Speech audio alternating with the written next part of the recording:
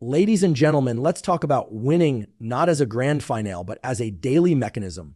Winning every day isn't about luck. It's not about waiting for inspiration or hustle culture mantras. It's about understanding how your brain and body interact with behavior and using that knowledge strategically. Within the first 30, 60 minutes of waking, expose your eyes to natural sunlight. Why?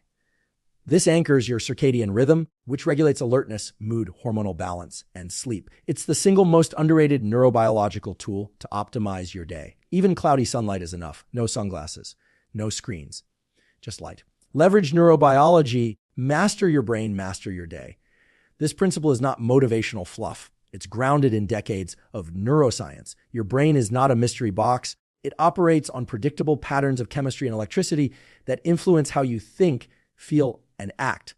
When you understand those mechanisms, you stop being a passive experiencer of life and become an active participant in shaping your own behavior and outcomes. Let's start with the concept of neuroplasticity. This is the brain's ability to change its structure and function based on experience. It doesn't stop after childhood. It's active every day, especially when you pay attention, learn something new, or engage in effortful behavior. When you repeatedly do something, whether it's writing, exercising, or reacting emotionally, you are literally wiring your brain to become better at that thing. Neurons that fire together wire together. That means the habits you practice are sculpting your brain architecture in real time. Another core concept is the role of neuromodulators like dopamine, norepinephrine, serotonin, and acetylcholine. These chemicals are the signaling agents that determine your level of motivation, focus, alertness, mood, and capacity to learn. Dopamine, for example, is not just about pleasure, it's about motivation and the pursuit of goals. Every time you make progress towards something meaningful, your brain releases dopamine, reinforcing that behavior and encouraging you to repeat it. You can leverage this by intentionally setting small, achievable goals and celebrating progress. This isn't about false positivity. It's a biological loop that strengthens circuits of motivation and grit. Then there's the autonomic nervous system, which governs your internal state, alertness, calmness, readiness for action or recovery. You can modulate the system through deliberate breathing, cold exposure, movement, and even visual attention. For example, engaging in panoramic vision, softly expanding your gaze to the horizon, signals safety to the brain and reduces stress. Conversely, focused narrow vision increases alertness and prepares you for concentrated tasks. These are not tricks, they're part of your evolved survival toolkit. Sleep and circadian rhythms are another layer of the neurobiological foundation. Your body and brain run on the 24-hour cycles regulated by light exposure, temperature, and behavioral cues. If you disrupt this rhythm by staying up late under artificial light or waking up at inconsistent times, you desynchronize internal systems, hormones, metabolism, attention, and your performance suffers. Getting morning sunlight and going to bed at the same time is not just good advice, it's a non-negotiable signal to your brain's master clock in the suprachiasmatic nucleus. When this clock is aligned, everything works better. Your mood, energy, digestion, and cognition. Stress, too, is a physiological mechanism. Chronic stress hijacks the prefrontal cortex, the center of planning and self-control, and shifts control to the amygdala and brainstem, which are reactive and survival-based. But the presence of stress is not always bad. In moderate, controllable doses, stress can sharpen focus and accelerate learning. The key is how you interpret and manage it.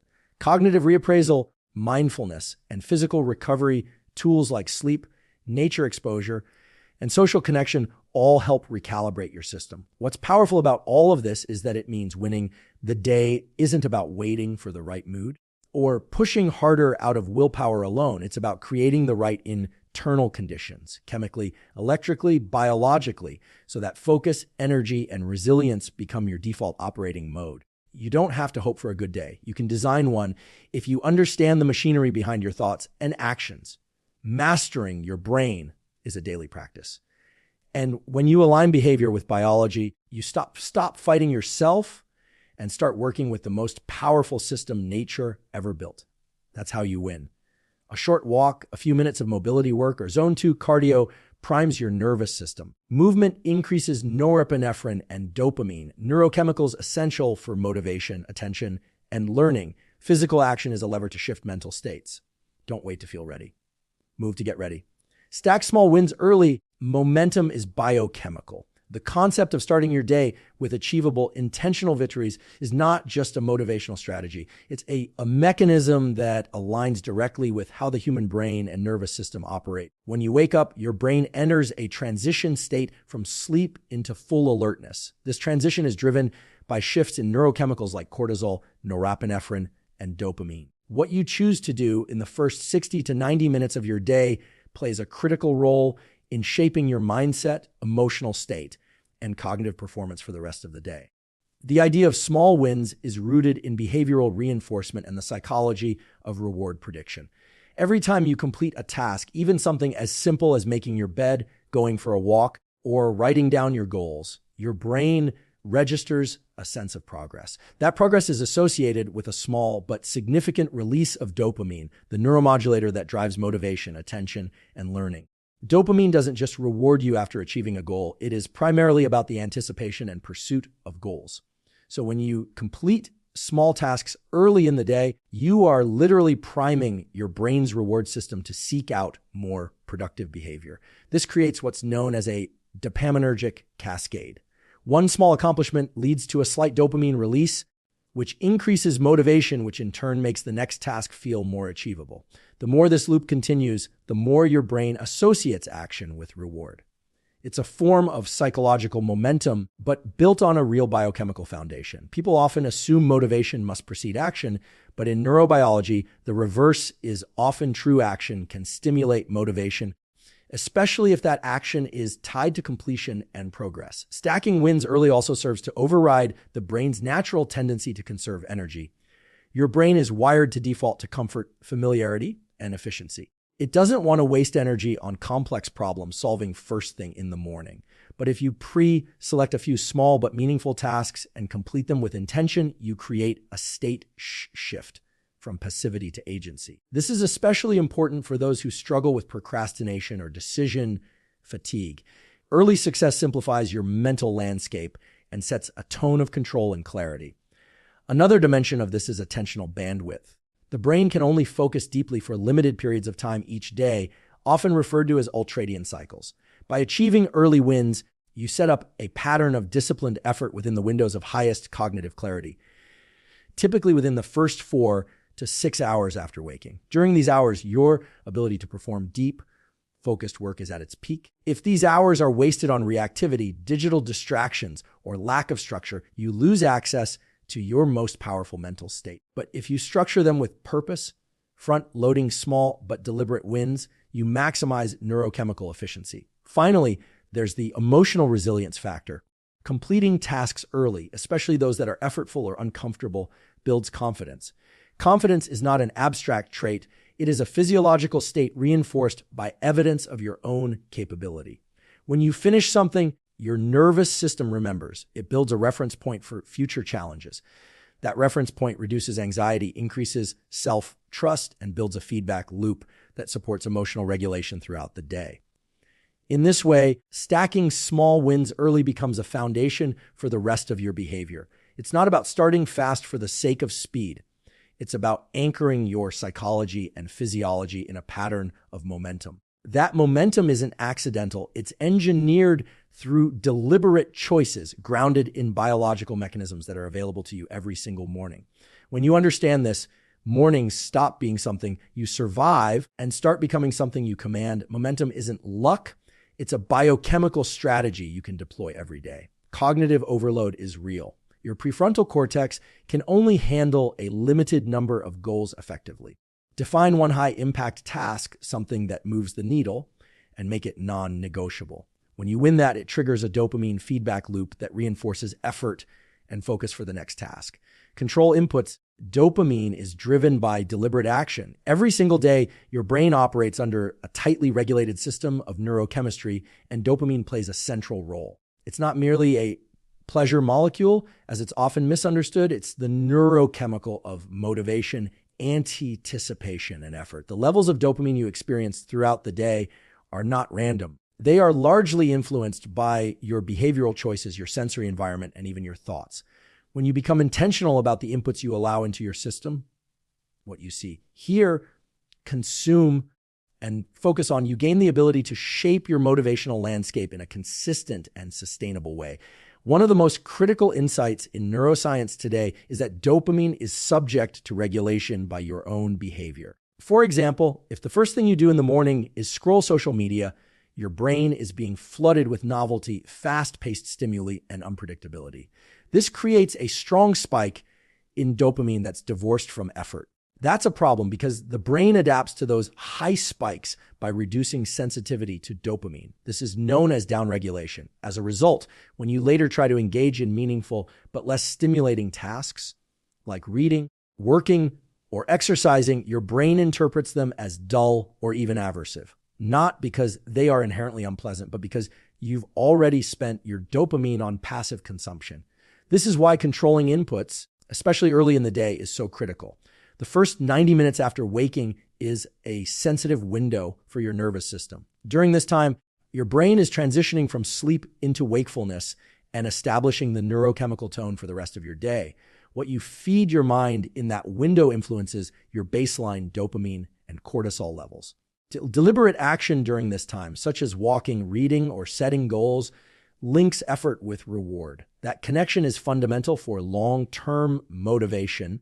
You're training your brain to associate progress with internal satisfaction rather than relying on external stimulation. Another layer to this is the role of attention. Where your attention goes, your dopamine follows. This means that multitasking, switching between apps, or engaging in reactive behaviors fractures your reward system. Instead of a focused dopamine arc that sustains attention over time, you experience micro spikes and crashes, leading to restlessness, anxiety, and reduced performance. But when you commit to a single task, especially one that requires effort, your brain begins to build a steady stream of dopamine that supports deep work. That's why deliberate, effortful action is so much more effective for long-term fulfillment than passive entertainment. Environmental design also plays a major role. Your surroundings, your workspace, lighting, sounds, even colors send constant signals to your brain. A chaotic, cluttered environment can stimulate low-grade stress and trigger avoidance behavior. In contrast, a space that is calm, ordered, and optimized for your type of work can actually enhance your baseline dopamine levels by creating a sense of readiness. This is not superficial, it's behavioral neuroscience. When your environment supports focus, it becomes easier for your brain to allocate dopamine toward what matters. It's also worth understanding the difference between dopamine spikes and sustainable dopamine regulation. Short-term dopamine hits, like eating sugar, checking notifications, or binging shows, provide temporary satisfaction, but often lead to long-term depletion. They trick the brain into believing effort has been made, when in fact no progress has occurred. On the other hand, behaviors that involve struggle, consistency, and even some discomfort, like exercise, learning, or meaningful work, create delayed but much more lasting increases in dopamine baseline. The latter builds resilience, whereas the former builds dependence. Ultimately, the goal is not to eliminate stimulation, but to become intentional about how you generate it. Choose behaviors that reward effort, not ease. Build systems that make deliberate action feel natural and frictionless. Control what you let in visually, audibly, cognitively, because every input alters your brain's chemistry. And once you understand that, you stop chasing motivation and start generating it. Dopamine is not just a reward, it is a tool. When you align it with action, you unlock your capacity for focus, drive, and meaningful achievement. State shifts matter. Use your physiology to drive focus. At any given moment, your ability to concentrate, solve problems, and regulate emotions is not just a matter of willpower or mindset. It's tightly connected to your physiological state. The brain and body operate as an integrated system, and your level of alertness, calmness, or readiness is modulated through the autonomic nervous system. This system has two primary branches: the sympathetics, which drives alertness and action, and the parasympathetics, which supports recovery and relaxation. Learning how to shift your state intentionally gives you direct control over the conditions that support high performance and deep mental engagement. Your physiological state is not fixed. It's constantly being shaped by breath, posture, visual attention, movement, and even temperature. These are real-time levers that influence which circuits in the brain are more active and which neurochemicals are released. For instance, when you sit up straight, open your posture, and engage in nasal breathing With a slightly longer exhale, your body sends a signal of calm alertness to the brainstem. This activates the parasympathetic system, allowing for focused attention without agitation. Conversely, if you need to ramp up your energy before a workout, presentation, or task that demands intensity, you can use short, sharp inhales, forward body lean, and high frequency movement to engage the sympathetic system and heighten alertness. One of the most immediate tools to shift state is the breath. Unlike heart rate or digestion, breathing is both automatic and controllable. This makes it a unique gateway into the nervous system. A method called the physiological sigh is particularly powerful. It involves taking 2 quick inhales through the nose, followed by a long exhale through the mouth. This pattern offloads carbon dioxide and activates brainstem centers that regulate stress. Just 1 or 2 cycles can lower heart rate and reset your internal state, helping you regain clarity and composure in moments of overwhelm. Visual focus is another powerful modulator. When you engage in panoramic vision, relaxing your gaze and taking in the entire field of view, you activate the parasympathetic system and signal safety to the brain. This lowers baseline stress levels and supports creative or strategic thinking. On the other hand, when you narrow your vision, focusing on a single point, you cue your system to enter a more alert, task-oriented state. This is useful for deep work or tasks requiring precision. The eyes are not just passive receivers of light, they are active participants in regulating mental state. Movement is equally impactful. Even light physical activity such as walking, stretching, or dynamic warm-ups causes the release of neuromodulators like dopamine and norepinephrine. These chemicals enhance attention, mood, and readiness. Importantly, movement doesn't need to be long or intense. A 5-10-minute walk, particularly outdoors, is enough to produce meaningful shifts in cognitive performance. This is why movement breaks between work blocks are not distractions. They are part of a system that primes the brain for sustained engagement. Temperature also influences your ability to focus. Cold exposure, such as a splash of cold water on the face or a cold shower, stimulates the release of adrenaline and increases alertness. Heat, when applied deliberately and briefly, can activate relaxation responses. Using these temperature-based tools strategically throughout the day can help you align your physiology with your performance goals. The key insight here is that you are not a victim of your mental state. You are not at the mercy of distraction, fatigue, or overwhelm. You have the ability to intervene in your own biology in real time. By learning how to shift your state on demand, you gain control over the gateway to every other cognitive and emotional process. Focus is not just a mental choice. It is a physical condition. And when you learn to drive that condition through breath, movement, posture, and vision, you don't have to wait for the perfect mood or environment. You create the state that your best work requires. Deliberate rest is productivity recovery is non-negotiable. In a culture that often glorifies hustle and constant output, rest is commonly misunderstood as laziness or weakness. But from a neuroscience and performance standpoint, rest is not the absence of work. It is an essential phase in the performance cycle. Every high-functioning system in the body and brain operates on rhythmic cycles: effort followed by recovery, stress followed by repair, focus followed by reflection. Ignoring this rhythm doesn't make you stronger. It silently erodes your capacity to think clearly, make decisions, regulate emotion, and maintain long-term motivation. At the core of human productivity is a simple biological reality. The brain cannot maintain high levels of cognitive effort indefinitely. Your capacity for sustained focus is governed by what are known as ultradian rhythms, natural cycles of energy and alertness that last about 90 to 120 minutes. After a phase of deep mental or physical engagement, the nervous system begins to shift into a lower energy state, signaling the need for recovery. If you push through these signals repeatedly without rest, you deplete key neurochemicals like dopamine, acetylcholine, and norepinephrine, all of which are critical for learning, motivation, and performance. Over time, this leads to cognitive fatigue, decision fatigue, and even burnout. Deliberate rest doesn't mean doing nothing. It means strategically engaging in activities that allow your nervous system to reset. This could be a 20-minute walk without your phone, lying down in a dark room with your eyes closed, even without sleeping, practicing non-sleep deep rest NSDR protocols, or taking breaks to look at nature or be in sunlight. These practices activate the parasympathetic nervous system, which facilitates recovery, consolidates memory, and reduces cortisol, the stress hormone. This recovery window also allows the brain's default mode network to become active. Contrary to its name, the default mode network is not a passive state. It plays a vital role in creative thinking, self-reflection, and integrating information. Sleep is the most obvious and biologically essential form of recovery. It is during sleep, especially deep and REM sleep, that the brain clears metabolic waste, consolidates new learning, and resets emotional stability. Sacrificing sleep for more hours of work does not result in net gain. In fact, even mild sleep deprivation impairs cognitive performance, emotional control, and immune function. High performers, whether in science, athletics, or leadership, often protect their sleep as rigorously as they protect their work time. They understand that recovery is not a luxury, it's a biological requirement for excellence.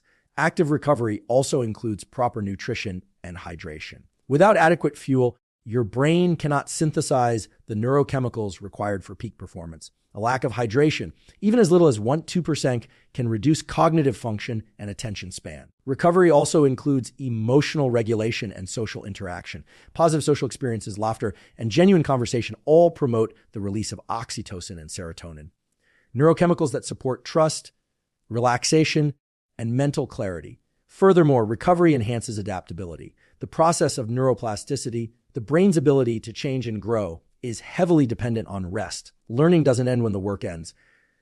During recovery, your brain is still active, replaying information, strengthening new neural connections, and pruning irrelevant ones.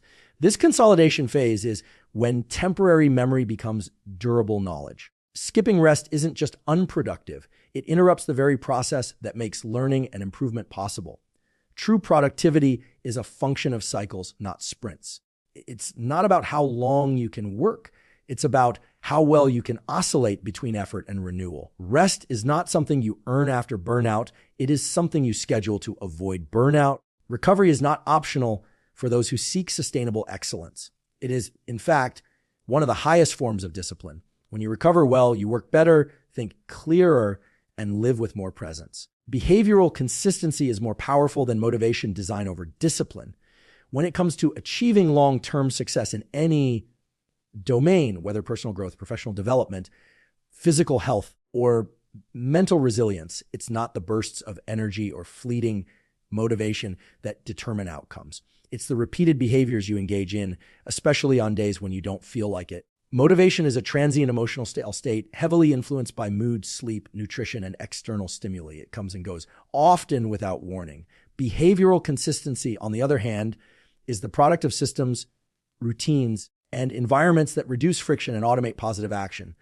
The human brain is not designed to rely on constant willpower. Willpower is metabolically expensive. It consumes glucose, taxes the prefrontal cortex, and becomes depleted throughout the day. This is why you can feel mentally strong in the morning and yet find yourself giving into distractions or poor decisions by evening. The solution is not to summon more discipline, but to design your life in a way that removes decision fatigue. This means pre-committing to behaviors through structure, setting routines, building triggers for action, and minimizing reliance on internal debate.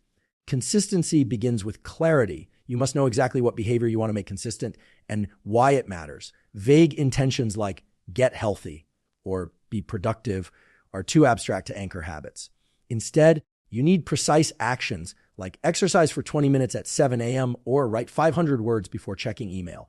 The brain responds best to routines that are specific, measurable, and repeatable. Over time, these behaviors become automatic, requiring less cognitive effort and less emotional negotiation. Another key to behavioral consistency is environmental design. Your surroundings silently shape your choices. If you keep your phone by your bed, checking social media first thing in the morning becomes the default. If your workspace is cluttered and full of distractions, deep work becomes harder. But if you place your workout clothes beside your bed, keep your to-do list visible, or create a distraction-free work zone, you're designing cues that support the behavior you want to reinforce.